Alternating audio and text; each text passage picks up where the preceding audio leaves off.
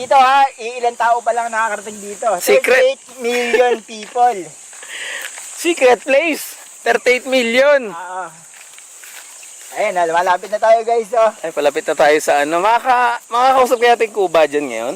Ate, baka natutulog eh. Ano pangalan Kuba? Si Gilbert. Ganda na. Normal yung pangalan. Parang mataas yung pader ha. Kataasan sa may bawi.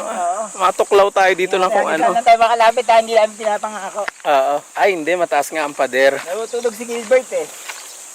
Oo, umaga. Gabi gising yun. Gabi. Paano kaya matulog si Gilbert? Hirap tagilid. Hirap sa ano yun, sa tihaya. Parang di parang sa Hindi siya pinagtatawanan pero ini-imagine ko lang eh. sa lagubang. Ayan, ito na tayo. Ito na yung pinakamalapit natin na mataas ng pader. Eh ano yan, syempre private. Mataas ng pader. Oh. Ito na, Ito tayo sa sacred theme park na haunted. Haunted. Taas ng pader oh. Talagang ginastosan siya. Tingnan guys. Okay. First time natin nag-vlog ah. First time to.